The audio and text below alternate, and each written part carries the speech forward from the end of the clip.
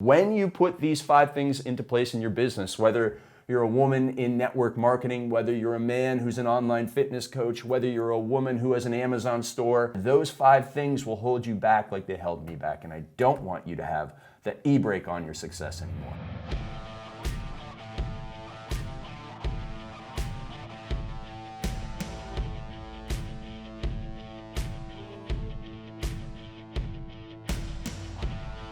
"15 years ago, just before my 30th birthday, were 2 pivotal moments in my life that absolutely set the course for success, but also helped me come back from the brink of disaster."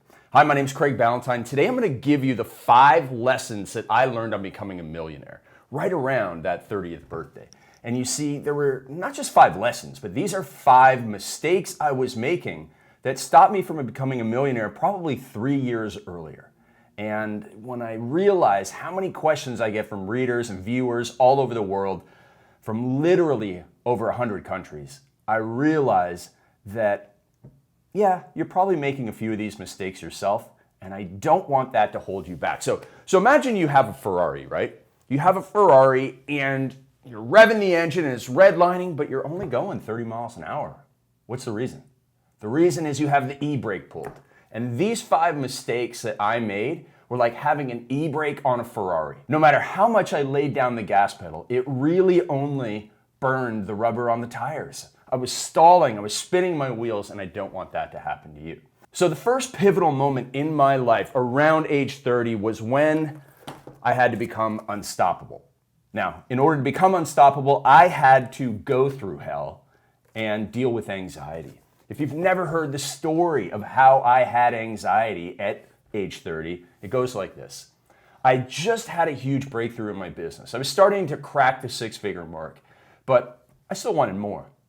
And because of that, I was working all that I could, working probably 12 hours a day.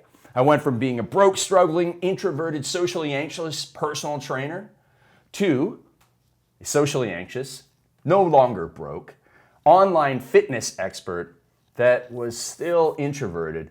And not only did I work too much, I also went out too much. To overcome the anxiety, I drank too much. And when you put those 2 together and they butt heads, eventually something's got to give. And what gave was on January 1st, 2006, was a massive crippling anxiety attack. And that crippling anxiety attack, as you read about in the first 30 pages of this book, you read about all the ups and downs and highs and lows that I had at that time, including the 11 hours that I spent pacing in my 400 square foot, tiny condo in downtown Toronto. Then at 11 o'clock at night, I finally said, no mas. And I gave up. I said no more, and I went to the emergency room. Got out of my head, got out of my condo, got out of my apartment, and just doing those things helped me overcome the anxiety. But so did getting a coach and a mentor. So I made a bunch of mistakes that got me into that, and I made a bunch of mistakes, as I told you, that prevented me becoming a millionaire earlier. So mistake number 1, I want you to write this down. Mistake number 1 is that I was a lone wolf. A lone wolf. And you're probably going it alone right now. You're not asking for help. You're not setting your ego aside and asking for help. You think you know it all, and trust me, I felt like I knew it all back then. What did you need to teach me? I was the fitness expert writing for Men's Health magazine. Why did anybody know anything more than me? Well, the truth is, I knew nothing about getting my fitness expertise in the hands of other people. And yeah, I stumbled into a few lucky breaks, but it wasn't until I reached out to a mentor, someone who had been there and done that and achieved what I wanted to achieve and who shared my morals and ethics.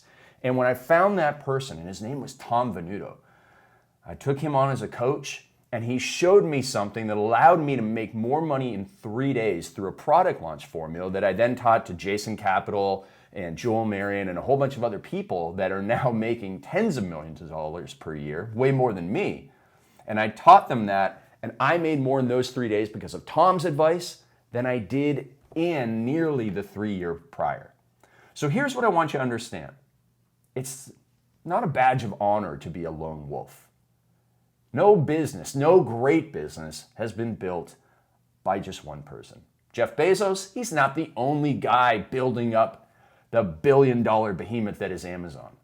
Warren Buffett had Charlie Munger, plus all of the great managers and CEOs inside of Berkshire Hathaway.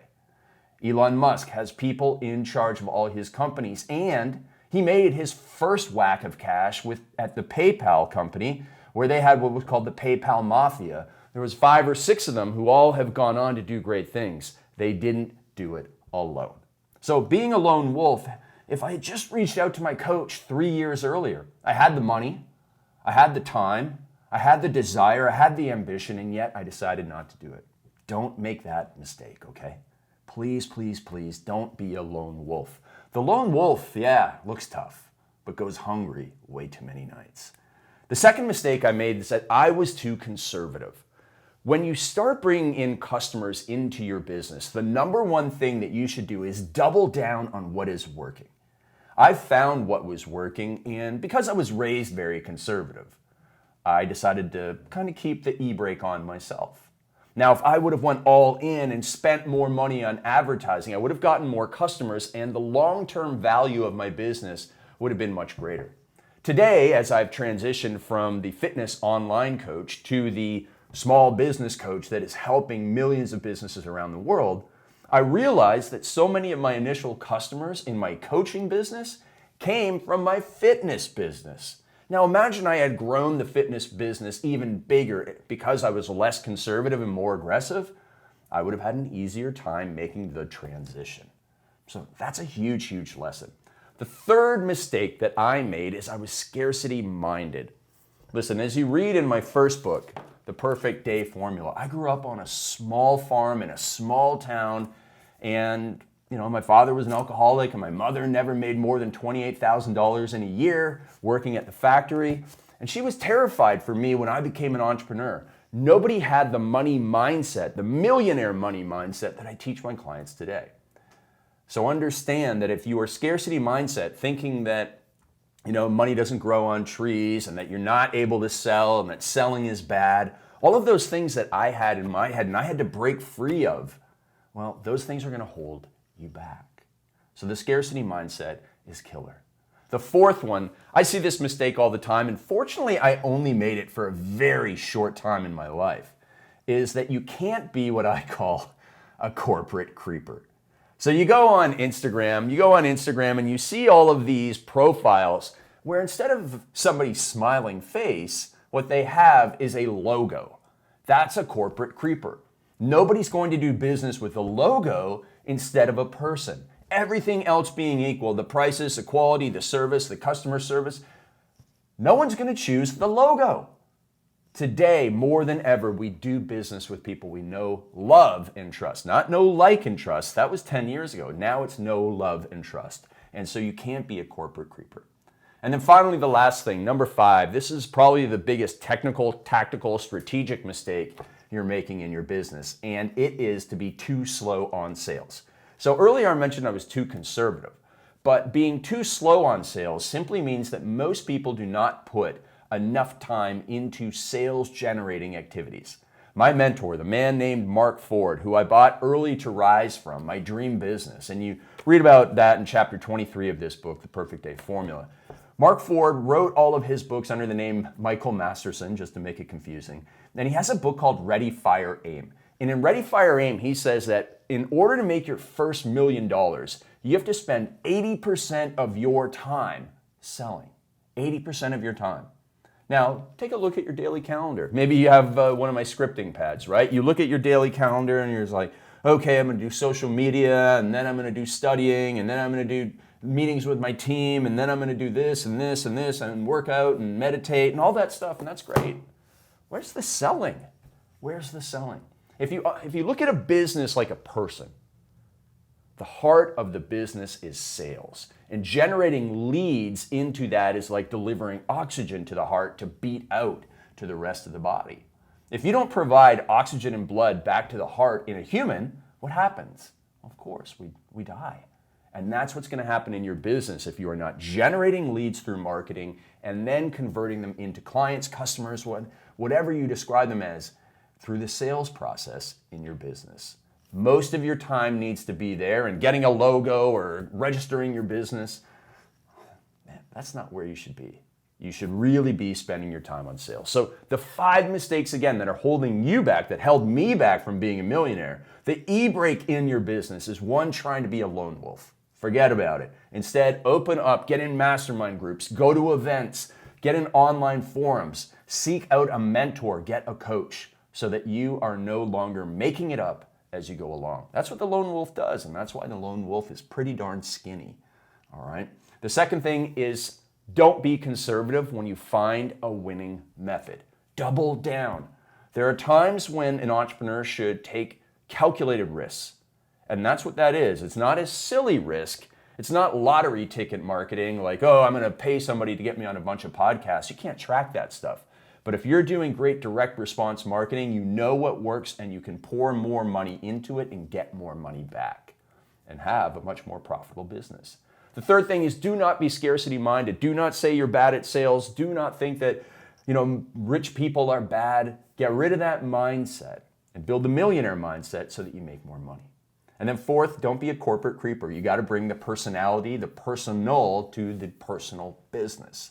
Trust me, everybody knows Elon Musk, right? That business is doing great. Everybody knows Jeff Bezos. That business is doing great. Everybody wants to hear from Warren Buffett. They don't want to hear from Berkshire Hathaway. They want to hear from Warren Buffett.